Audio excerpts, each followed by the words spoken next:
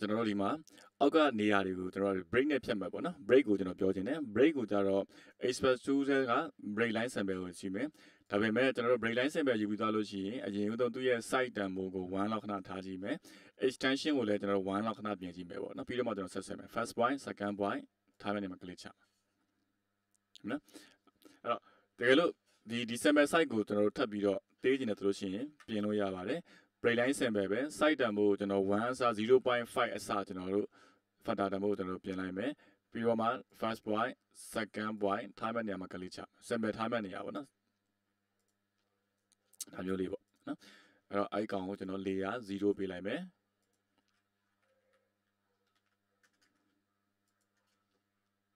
ဒါပေမဲ့ typical renewal text ဆွဲမယ်ဆိုလည်းရတယ်နော်အဲ့ဒါပြဿနာမရှိဘူးကျွန်တော်တို့ဒီ bin level အောက်ကိုဘယ်လောက်ထားမလဲ3ပေဆိုလည်း3ပေပေါ့ထည့်ဆွဲထားတယ်ဆိုလည်းရတယ်ချို့ကျွန်တော်ထည့်ဆွဲကြတာများပါတယ်နော်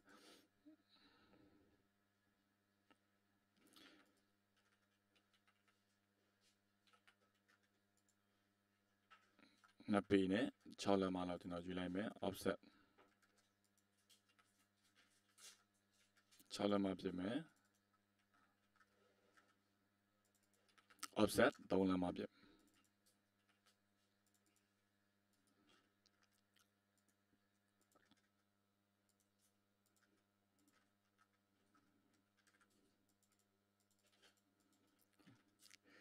ထားမယ်ကျွန်တော်တို့ဒီ mid point ကိုင်းတဲ့နေရာမှာဒီနှစ်ခုကြားထားမယ်ဆိုရင် share right ကလေး mid between 2 point ဆိုပြီးတော့ကျွန်တော်ယူမယ် first point second point click ချပြီးတော့နေရာထားရပေးလို့ရတယ်နော်အဲ့တော့ဒီ typical အနေနဲ့ထည့်မယ်ဆိုလည်းရတယ်မထည့်ချင်လည်းရတယ် break နဲ့ဖြတ်မယ်ဆိုလည်းရတယ်နော်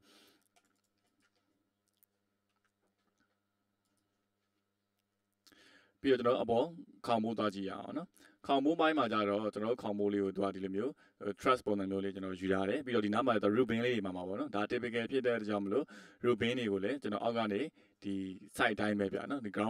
grounding site အတိုင်းပဲအပေါ်ဘက်ကိုကျွန်တော်ယူလိုက်မယ်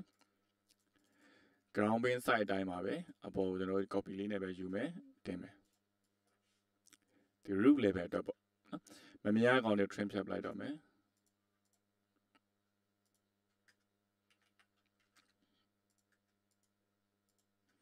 ဒီဘက်ကိုလည်း trim မယ်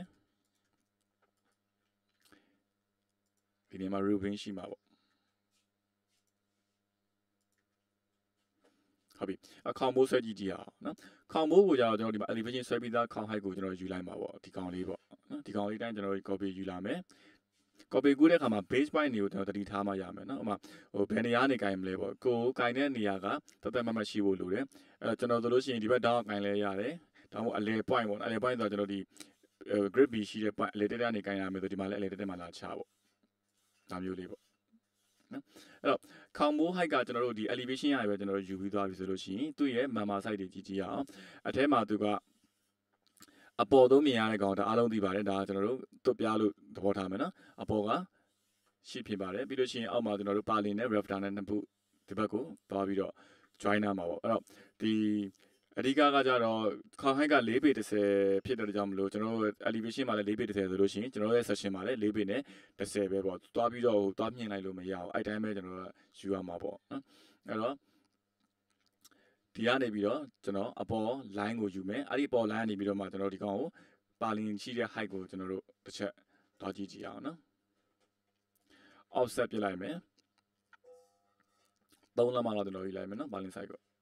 ဒါမျိုးလေးဟုတ်ပြီနော်အဲ့တော့ဒီနေရာမှာဒါကကျွန်တော် color ခွဲပေးမယ်ဒီကောင်ကကြတော့ roof layer မှာဒီကောင်ကအပေါ်ဆုံးကအမိုးဖြစ်ပါတယ်ဒုတိယကောင်ကြတော့ပါလင်ပေါ့နော်ပါလင်လေးကျွန်တော်ခွဲပေးလိုက်မယ်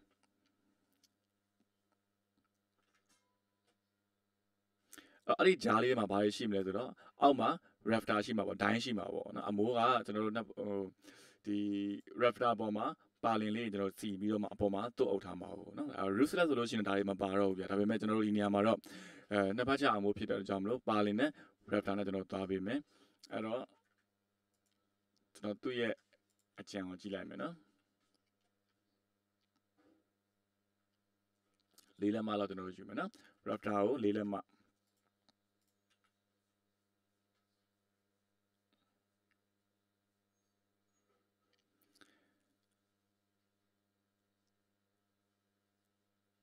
okay နော်ချက်ကြည့်အောင်ကျွန်တော်ဒီနားလေးမှာနည်းနည်းလေးလွဲနေပြီဒီဘက် main ကအထဲကိုရောက်နေနော်နေရာများမကြောက်လားမသိဘူးပြန်ကြည့်ကြည့်အောင် copy ကူးတာနေရာမကြောက်လားမသိဘူး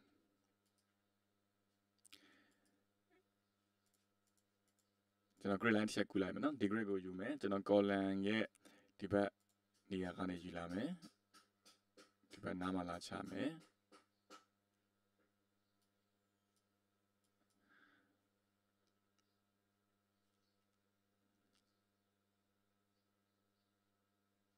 ဟုတ်ပြီနော်ကျွန်တော် bench ချရနေတယ်နည်းနည်းလေးလွဲနေတယ် column ဒီမှာရှိမယ်ဒီမှာနော်ကျွန်တော်တို့ column reference လိုက်ယူတဲ့အခါမှာကျွန်တော် wall ကိုသွားပြီးယူလာဖြစ်တဲ့ကြောင့်မလို့ bin ကအမှန်တော့ဒီလိုမျိုးတဲ့နေရာမှာရှိရမှာပေါ့နော်အဲ့တော့ကျွန်တော် plan ကနေပြီးတော့ပဲဒီဘက်ကို column တက်တဲ့နေရာရှိတဲ့နေရာထိကိုကျွန်တော်ဆွဲချမယ်ဆိုတော့ bin နေရာလေးဒီမှာနည်းနည်းလွဲနေတယ်ကျွန်တော်တွေကမှန်တယ် wall တွေကမှန်တယ် bin တွေကိုကျွန်တော်နေရာနည်းနည်းလေးရွှေ့လိုက်မယ်okay မှန်သွားပြီဗျာနော် okay ကျွန်တော်တို့ခုနလိုပဲကျွန်တော်ဗာပြန်ကူးမလဲဆိုတော့ခေါင်မိုးပြန်ကူးမယ်အပေါ်ဆုံး height ကိုကျွန်တော်တို့ယူမယ်အပေါ်ဆုံး height ကိုကျွန်တော်တို့ယူမယ်ဒီကောင်မှာယူလာခဲ့လို့ရပါတခါလေးယူလာခဲ့လိုက်မယ်တပေခွဲ distance မှာ copy ယူမယ်ကျွန်တော် grid number B နော် B နေရာနဲ့ roof level နဲ့ဆုံးတဲ့နေရာနဲ့ကျွန်တော်ကိုင်းလာမယ်ခုန grid line မပါသေးချတာသိစင်မပြေဘူးဗျဒါမျိုးချမယ်ဟုတ်ပြီပြင်ဒါလေးကျွန်တော်တို့ဖြတ်မယ်အဲ့တော့ offset ပြပါမယ်အပေါ်ကနေဆိုကျွန်တော်တို့3လမ်းမလောက်ကျွန်တော်တို့ယူမယ်အောက်ဘက်ကိုကျွန်တော်4လမ်းမလောက်ထားလိုက်မယ်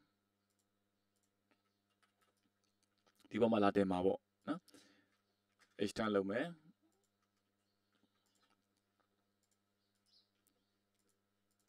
ဟုတ်ပြီအဲ့တော့အပေါ်ဆုံးကအမိုးဒီကောင်ကကြတော့ rafter ပေါ့နော် rafter ဒိုင်းဖြစ်ပါတယ်အဲ့ဒီကောင်ကိုအလယ်မှာကျွန်တော်ပါလင်မြားတန်းလေးကျွန်တော်ဒီမှာပြေးထားတဲ့ပုံလေးမြင်နေရမှာပေါ့နော်အဲ့ဒီအတွက်ကျွန်တော်မြားတန်းလေးကျွန်တော်ဘယ်လိုဆွဲမလဲဆိုတော့မြားတန်းရဲ့ဒီ height တန်ဖို့ကျွန်တော်ကခုနက3လမ်းမလို့ယူလာတာကိုနော်3လမ်းမလို့ယူလာဆိုတော့ကျွန်တော်ဒါမျိုးဆွဲချလိုက် line တစ်ခုစမယ်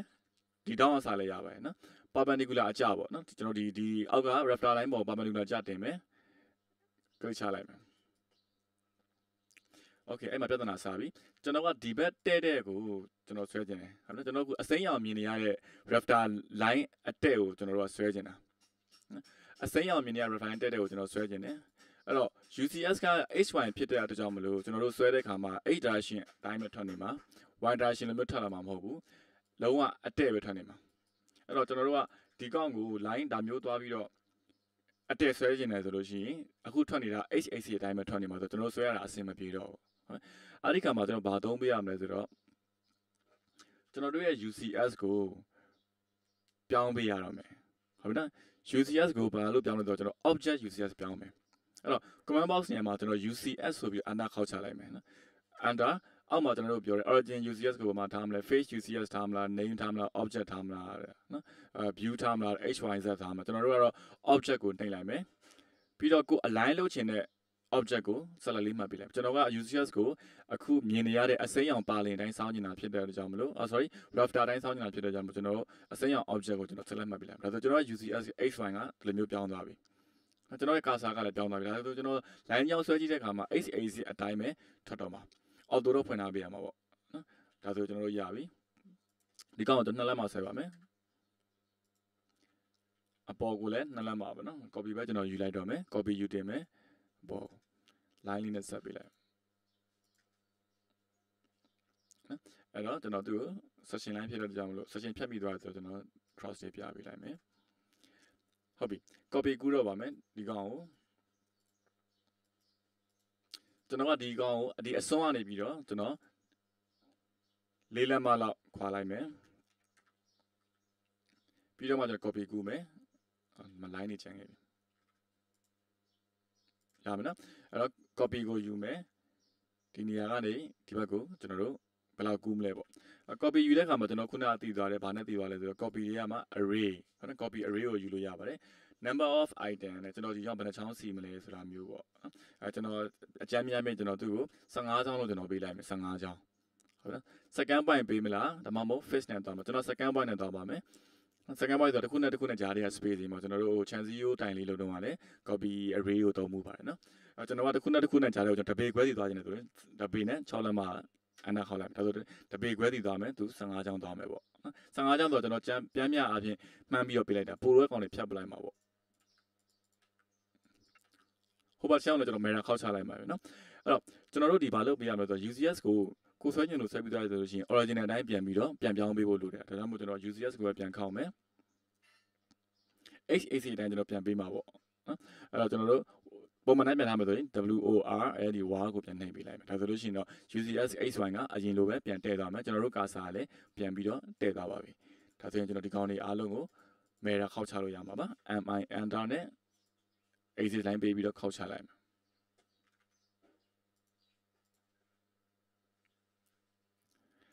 အဲ့ကျွန်တော်တို့ဒီ plot column လေးတော့ဒီမှာထောက်ထားလိုက်မယ်နော်အကောင်မိုးကလည်းနည်းနည်းလေးမြင်နေဆိုတော့ဒါတွေက structure design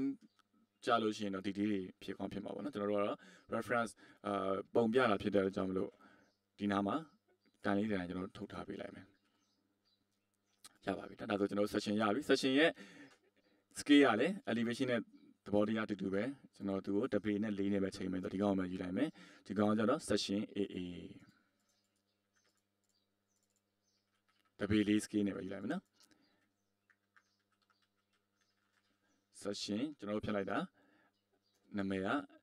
section နာမည်က XX ပေါ့နော် sorry ဒါဆိုကျွန်တော်တို့ပေးရမှာ section XX